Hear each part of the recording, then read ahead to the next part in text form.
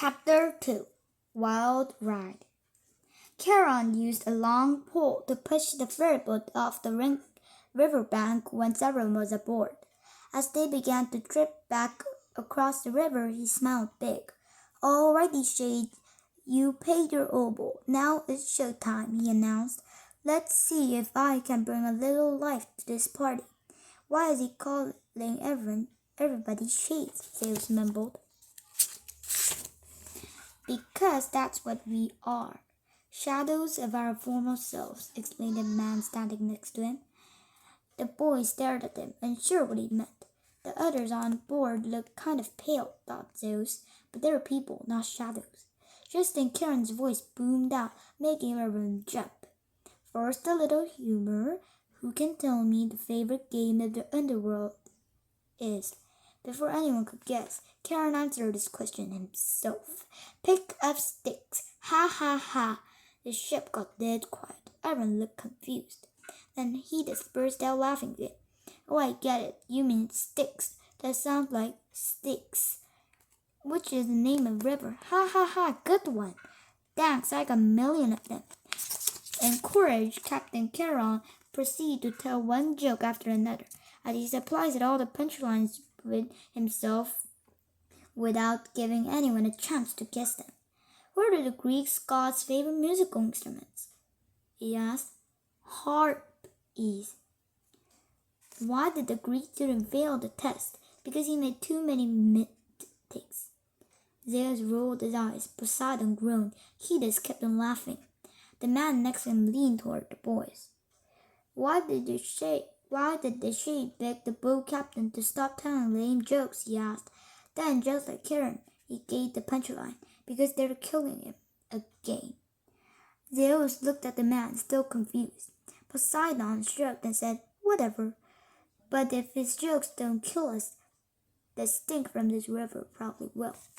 "I like Charon's jokes," he protested as the man turned away to talk to someone else. "And I don't see what's wrong with the river." Three boys looked over the railing. The muddy water below swirled with a globby goop. Every now and then strange crocodiles with pink eyes surfaced to blink at them. "It looks and smells like garbage too," said Zeus. "Yeah," Poseidon agreed.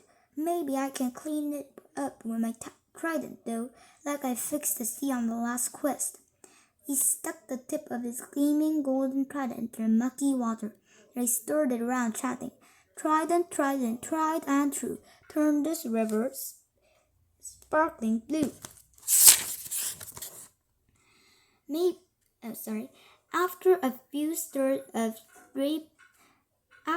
stirs, the three boys gazed expectantly in the river, but it remained sludgy brown.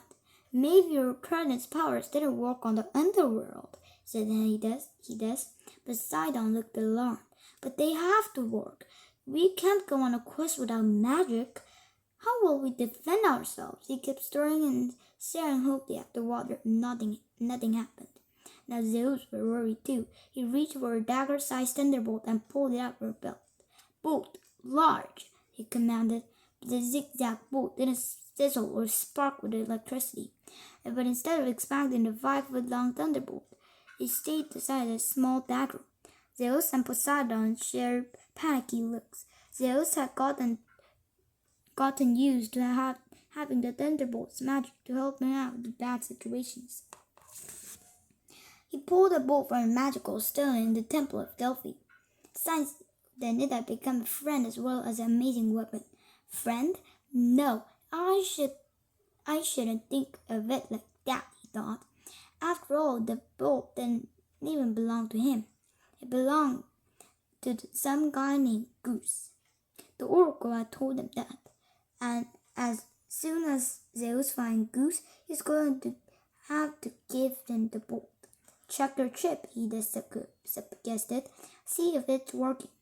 "Good idea." Zeus tucked another leather cord around his neck. It was a smooth stone as big as the first string on the cord. He got it from the temple, too. It was a magic amulet that could speak and give directions. The three boys leaned in to study it. "Chip?" Zeus asked it. but it didn't reply. No symbols, Poseidon noted. No compass arrow either. I think Hades is right. Our gadgets didn't work here on the underworld. He yanked at his trident. Its prongs that got entangled in some seaweed and wouldn't come loose. Which means we're doomed, Hades moaned. Suddenly, he didn't sound so cheery anymore. We can't complete our quest without weapons or compass to show us where to go. Remember what the oracle said? Zeus nodded and quoted her the memory. You must find the Helm of Darkness. It rightly belongs to one who is Lord of the Underworld. Find it and you will also find more of the person you seek. Only beware of the second of the king's creatures of chaos, for they are far more dangerous than wham! Sorry, the ferry boat had a hard jerk. Everyone in the boat stumbled and swayed. Zeus and Hades lost their balance and fell to their knees. Poseidon hung on the railing with one hand and his trident on the other. Frightened cries sounded among the passengers. Wham! The boat pitched forward again. Those pink-eyed river creatures are snapping at my trident, Poseidon shouted. Each time the creatures missed, their flat, scaly noses hit against the boat's hull. That was what was causing the jerks. You with the pitchfork, yelled Captain Charon, pointing at the river of Poseidon. Don't tease those crocodiles.